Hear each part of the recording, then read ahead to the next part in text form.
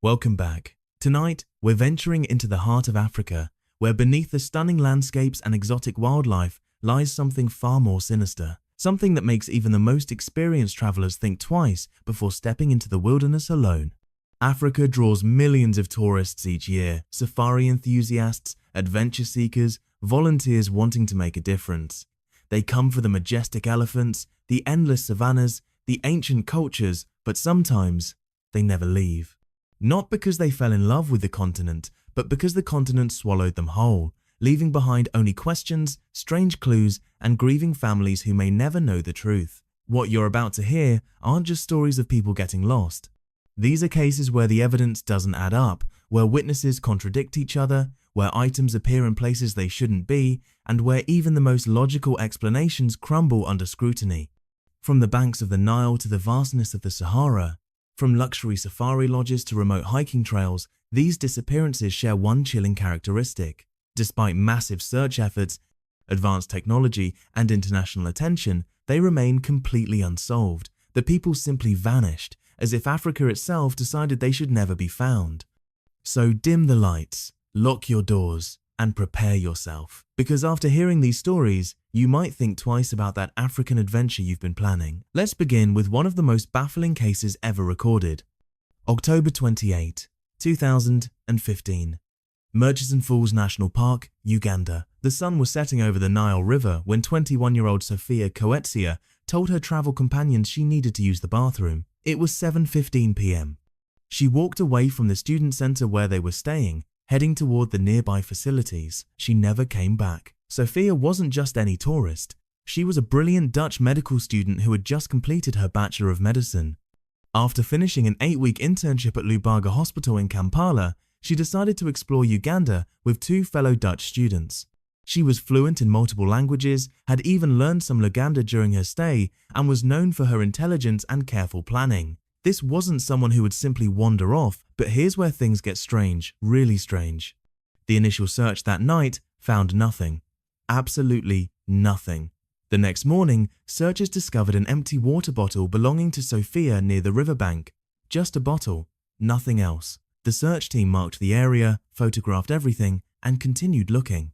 Then, less than 24 hours later, they returned to that exact same spot, the place they had searched thoroughly the day before.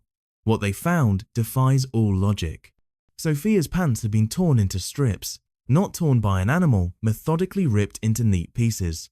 Some strips were laid out on logs and vegetation, almost decoratively. Others were tied to tree branches along the shore, like markers or signals. But that wasn't the most disturbing part. Her underwear was hanging from a tree branch, 16 feet high, in a location that would have been nearly impossible to reach in darkness, requiring either climbing equipment or superhuman ability. The branch was thin, barely able to support a person's weight. Her hiking boots were found separately. One was placed neatly in the grass, completely clean, no mud on the sole, looking brand new despite days of safari travel. The insole was lying nearby, also pristine, as if someone had carefully placed unused shoes there as props. Dutch criminologist Dick Steffens, who investigated the case, stated it bluntly: the shoe has not been used at all, it's been planted there later. Here's what makes this even more disturbing. Sophia had been acting strangely in the days before her disappearance. At Kidepo Valley National Park, 2 days earlier, witnesses reported she exhibited manic behavior. She spent an entire night sitting alone in a lookout post, not sleeping. The tour operator, Michael Kijambu, was warned by park officials to stop the trip and get her medical attention. He ignored every warning and continued to Murchison Falls. The Ugandan authorities initially claimed she was attacked by a crocodile or hippopotamus. But there was no blood. Anywhere. Not a single drop on any of the recovered items. No signs of a struggle. No tracks leading to the water. Park Ranger Henry Buzu, who participated in the search, was asked directly if there was evidence of an animal attack. His response? There's none. The authorities then suggested she drowned herself due to a bipolar episode. But Sophia's mother, Mara J. Slykerman, who has visited Uganda 28 times searching for answers, points out the obvious. How does someone having a mental health crisis climb 16 feet up a tree in complete darkness to hang their underwear? How do they tear their clothes into decorative strips? Why were her shoes completely clean? In 2023, 8 years after her disappearance, forensic testing on her underwear revealed something chilling: unknown male DNA. Someone else's DNA was on her most intimate clothing. Nearly a decade later, Michael Kijambu is on trial for operating without a tour license, but Sophia's body has never been found. No bones, no remains, nothing. She simply vanished, leaving behind a scene that looked more like a staged message than an accident or animal attack. Her mother still searches, still hopes, but deep down, everyone involved knows the truth. Something happened at Murchison Falls that night that defies explanation. Something that turned a brilliant young woman's African adventure into an unsolvable nightmare. January 2025, the Sahara Desert near Tamanrasset, Algeria. Gilbert Navarro, a Spanish tourist, thought he was living his dream crossing the legendary Sahara, experiencing the raw beauty of the world's largest desert. He had hired 3 Algerian guides to take him to Asakram, a mountain plateau famous for its stunning sunrises. They never made it. Somewhere along the remote mountain tracks, armed men appeared. Not ordinary bandits, these were different. Young, aggressive, answering a call from militant groups in Mali to kidnap Westerners for ransom. They grabbed Navarro and his guides, somehow transporting them across impossible terrain toward the Malian border. The Algerians were released days later. Navarro wasn't as lucky. He became another name on a growing list, tourists who enter the Sahara and never return. This wasn't the Sahara's first victim, and it won't be the last. Let's go back to 2011. The Polisario refugee camps near Tindouf, Algeria. 3 aid workers, 2 Spanish, 1 Italian were grabbed from what should have been a secure compound. The location was supposedly under heavy military protection. Witnesses saw vehicles speeding into the desert night. The victims, Enric Gonzalez, Ainhoa Fernandez, and Rosella Uru. For months, nothing. Then, proof of life videos started appearing. The hostages looked exhausted, terrified, ransom demands in the millions, negotiations that led nowhere. They were eventually released after 9 months, but here's what they won't talk about. What happened during those missing weeks when even their captors claimed not to know where they were. 3 weeks of complete blackout that none of them will discuss, even years later. But perhaps the most unsettling pattern involves solo travelers who simply vanish without any ransom demands, without any claims of responsibility. Maria Hernandez, 2019, an experienced Spanish hiker attempting to cross from Morocco through Western Sahara. She posted daily on Instagram, documenting her journey. Her last post showed her standing beside ancient rock formations near the Mauritanian border. The caption, "The desert shows you truth." The next day, silence. Her rental car was found 2 weeks later, 200 kilometers from her last known position. Inside, all her supplies, water, food, even her passport. The doors were locked. The keys were in the ignition. Her footprints led away from the vehicle for about 30 meters, then nothing, as if she had been lifted into the air. The truly disturbing part? Locals reported seeing a blonde woman matching her description in 3 different villages over the following month. Each time, she was alone, walking purposefully, but never responding when called to. When people approached, she would disappear, literally disappear behind buildings or dunes, and wouldn't be there when they looked. Then there's the case of the Belgian couple, Hans and Marie de Vries. 2021, they were photographing the ancient rock art near Tassili, Niger, when their guide went to refill water bottles from their vehicle. He was gone maybe 20 minutes. When he returned, the couple had vanished. Their cameras were still there, still recording. The footage is chilling. It shows them photographing the rock walls. Then Marie says, "Do you hear that?" Hans turns the camera toward the desert. For 17 seconds, there's nothing but sand and sky. Then the camera drops. Not thrown, not fallen, gently placed on the ground. The recording continues for 3 more hours, showing only the unmoving desert and the occasional bird. Search teams found something else. Footprints. 2 sets walking away from the site, joined by a 3rd set that seemed to appear from nowhere. The tracks led to a cluster of rocks about 1 kilometer away, where they found more rock art, fresh rock art, showing 3 figures walking into a spiral. The paint was still wet. Laboratory analysis of the paints revealed it contained human blood. Hans and Marie's blood. They've never been found. The Sahara doesn't just kill through heat and dehydration. Sometimes it takes people in ways that defy explanation. Military satellites that monitor the region for terrorist activity have recorded numerous instances of unexplained personnel disappearances, people visible in one frame, gone in the next, with no vehicles, no dust clouds, no indication of where they went. The desert has swallowed over 47 tourists in the last 5 years alone. Most are never found. Those who are found are rarely alive, and those who survive rarely speak about what they experienced. The few who do talk describe the same thing. Voices calling them deeper into the desert, promising water, shade, safety. Voices that sounded exactly like their loved ones. September 1988, Masai Mara, Kenya. Julie Ward, a 28-year-old British wildlife photographer, was living her dream capturing Africa's magnificent animals in their natural habitat. She had been in Africa for 7 months, completely in love with the continent.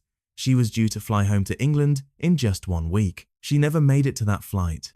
Julie's father, John Ward, would spend the next 2 decades and over £2 million of his own money trying to find out what happened to his daughter. What he uncovered would shake the Kenyan tourism industry to its core and reveal a cover-up that went all the way to the president's office.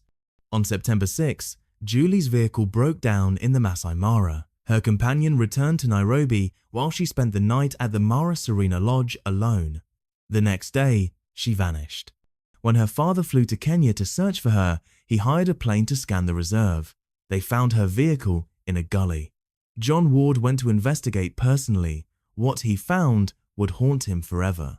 Julie's body had been dismembered, doused in petrol, and set on fire. But here's where the cover-up begins.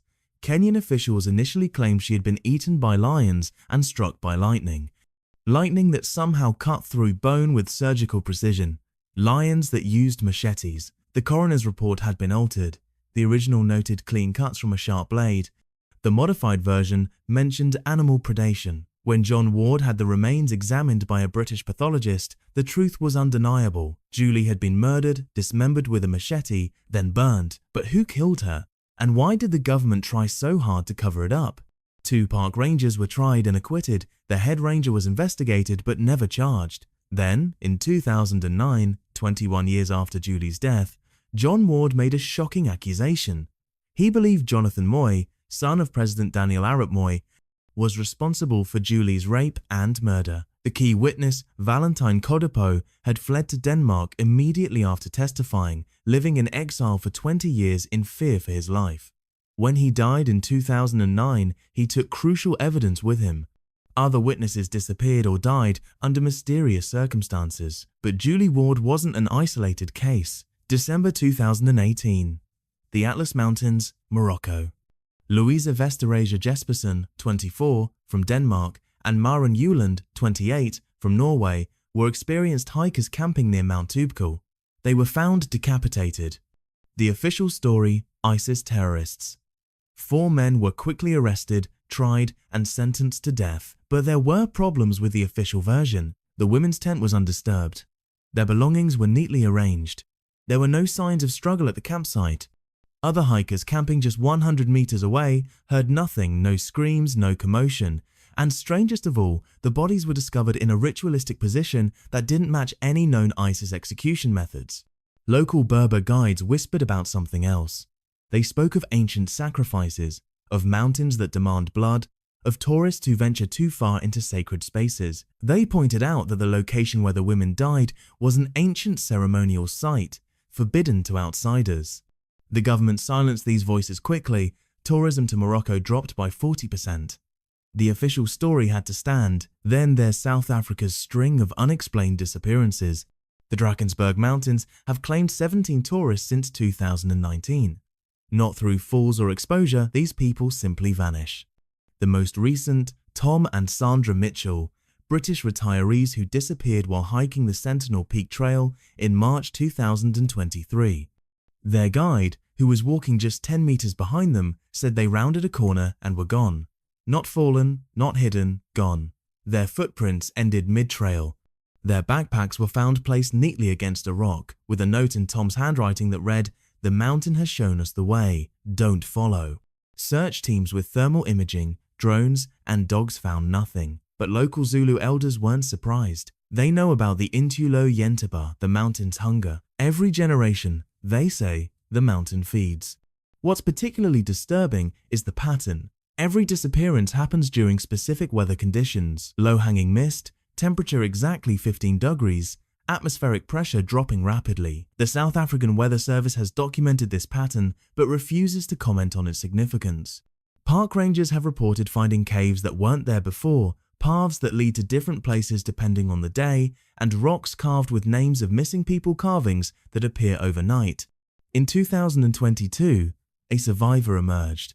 Rebecca Lawson, an Australian tourist, was found after being missing for 6 days.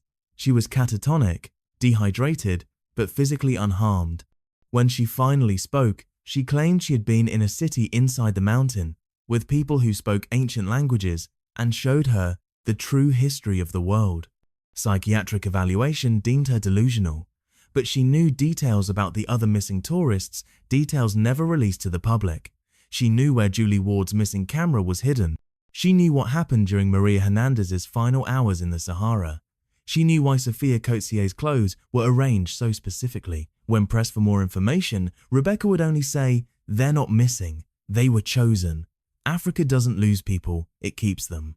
She disappeared from the psychiatric facility 3 weeks later. Security footage shows her walking out the front door at 3:33 a.m. The doors were locked, the alarms never triggered. She simply walked through them, as if they weren't there. There are locations across Africa where the very fabric of reality seems thin. Places where people don't just disappear, they cease to exist, leaving behind impossible evidence and questions that physics can't answer. Ethiopia's Danakil Depression is one such place. Known as the Gateway to Hell, this alien landscape of acid pools and lava lakes has claimed 12 tourists since 2016. But not in the way you'd expect. These people didn't fall into lava or succumb to toxic fumes. They disappeared in front of witnesses. Markus Schneider, a German geologist, vanished in November 2021 while his team was collecting samples. 4 colleagues watched him walk toward a sulfur formation. He was in clear view, broad daylight, no obstacles. One moment he was there, the next he wasn't. The team's video equipment captured it. In frame 1, Marcus is walking. In frame 2 captured 1/30th of a second later he's gone. No blur, no transition. The space where he stood was simply empty. But here's the truly terrifying part. Marcus continued to appear in their photographs for 3 days after he vanished. Not old photos, new ones. Every picture they took of the landscape included Marcus standing in the background, getting progressively further away. In the last photo, he's barely visible on the horizon, his face turned away. They never found his body, but they found his journal, buried in salt that geological testing confirmed had been undisturbed for over 10 years. The last entry, in Marcus's handwriting, was dated 3 weeks after his disappearance. "The earth here is alive. It thinks. It chooses. I understand now why it brought me here. Don't come looking. I'm already home." Then there's Lake Turkana, Kenya. The Jade Sea is beautiful, remote, and hungry. Since 2018, 19 people have vanished from its shores. Not drowned, vanished. The most documented case involved Sarah Chen, a Chinese photographer, in 2022. She was photographing the sunrise when her assistant noticed something odd. Sarah's reflection in the lake showed her standing in a different position than she actually was. He started recording. For 17 minutes, the footage shows Sarah standing perfectly still while her reflection moves independently, walking along the lake bottom, descending deeper, finally disappearing into the depth. The moment the reflection vanished, Sarah collapsed. When they reached her, she had no pulse, but her body temperature was normal. She had somehow drowned on dry land, with lake water in her lungs despite never entering the water. Local Turkana fishermen avoid certain areas of the lake. They speak of Imanit, the ones who walk below. They say the lake is a doorway that sometimes people fall through without ever touching the water. They leave offerings at specific coordinates that match exactly where each tourist disappeared. But perhaps nowhere is more inexplicable than Tanzania's Olduvai Gorge, the cradle of mankind. Archaeologists call it the most important paleoanthropological site in the world. Locals call it cursed. Since 2027, researchers have vanished within a 2 square kilometer area. Not tourists this time, experienced scientists who knew the terrain. Dr. James Patterson, a British anthropologist, disappeared in August 2023 while excavating a new site. His team was working just 50 meters away. They heard him exclaim, "My God, this can't be right."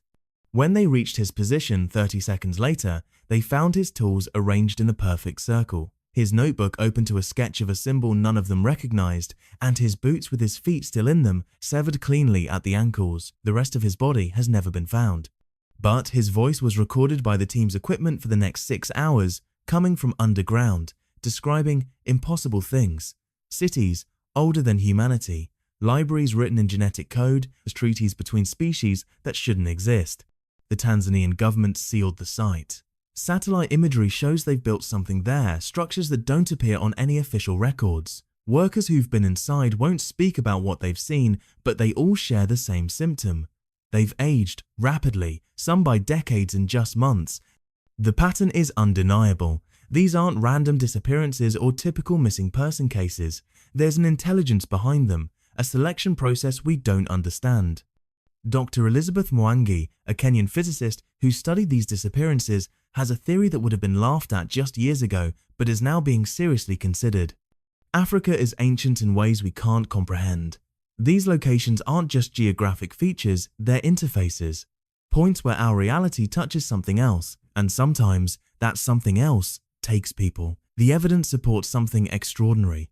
In 60% of cases, the missing person's DNA has been found in impossible locations embedded in rocks millions of years old, encoded in newly discovered plant species, scattered in patterns that spell out mathematical equations we're only beginning to understand. The message seems clear. These people aren't lost. They're somewhere else, transformed into something else, experiencing something our minds aren't equipped to process. As I finish writing this, it's 3:00 a.m. in Nairobi. Outside my window, I can see the lights of the city, but beyond them lies the darkness of the continent, vast, ancient, and keeping its secrets. Every year, thousands of tourists come to Africa seeking adventure. Most return home with photos and memories, but some, more than statistics dare to admit, become part of the mystery themselves. They join Sophia Coetzee on the banks of the Nile, Maria Hernandez in the Sahara's embrace, Julie Ward in the Masai Mara's eternal silence. Their families still search, their friends still hope, but Africa has claimed them in ways we may never understand. They've become part of something older than civilization, deeper than any cave, more vast than any desert. If you're planning to visit Africa, by all means, come. Experience its beauty, its wildlife, its incredible cultures. But remember these stories. Stay with your group. Trust your instincts, and if you hear voices calling you into the wilderness, if you see paths that shouldn't exist, if your reflection starts moving independently, run. Because Africa doesn't just have tourists who go missing, it has tourists who were never meant to leave.